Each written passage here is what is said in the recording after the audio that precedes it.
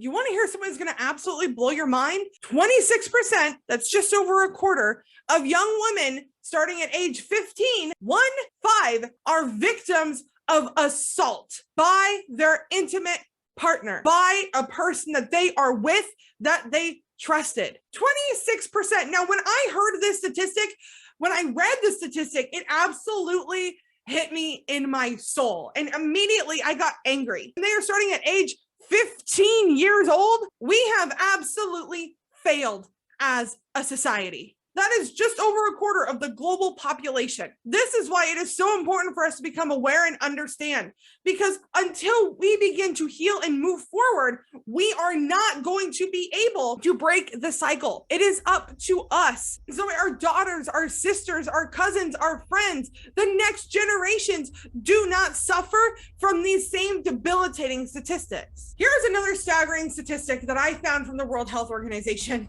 And while I knew this on a logical level, actually seeing these numbers and internalizing it hit me so hard. Across their lifetime, 1 in 3 women, around 736 million, are subjected to physical or sexual violence by an intimate partner or sexual violence by a non-partner. Here's the kicker. This number hasn't changed from the last decade.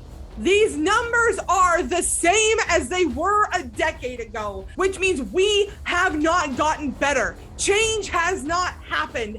Things are not taking place that need to happen in order to finally break this cycle. But it doesn't end there. The violence starts early. 1 in 4 young women aged 15 to 24 years old who have been in a relationship will have already experienced violence by an intimate partner by the time they reach their mid-20s. 15 to 24. 15 to 24. They're by the time they reach 25, before their brains have fully developed and processed, they are going to experience assault of some form.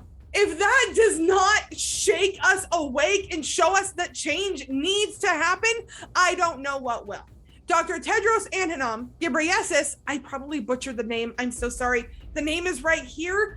If I butchered it and you see this, I'm so sorry. But according to Dr. Tedros, I hope it's okay I shortened that. Hopefully I'm not butchering that one. We can only fight it with deep-rooted and sustained efforts by governments, communities, and individuals to change harmful attitudes, improve access to opportunities and services for women and girls, and foster healthy and mutually respectful relationships. This change is only going to happen when we change us.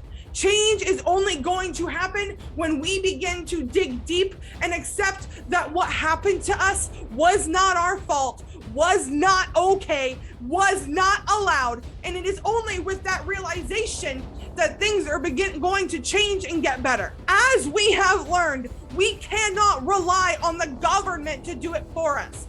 Worldwide, we cannot rely on governments to make this change. It is up to us as survivors to break the cycle, so then that way we can begin to change things and make it better for future generations. One more final quote. Intimate partner violence is by far the most prevalent form of violence against women globally, affecting around 641 million. However, 6% of women globally report being sexually assaulted by someone other than their husband or partner. Given the high levels of stigma and underreporting of sexual abuse, the true figure is likely to be significantly higher. Now, I don't want to get comfortable here, and I don't want us to say, well, it's only 6%. What if your mom, your sister, your best friend was part of that 6%? And again, it says right here, this number is underreported because of the stigma, because the abuser loves to drill it into our minds that it was our fault, and that if we say anything, we are dirty, we are broken, we are wrong. This is a problem.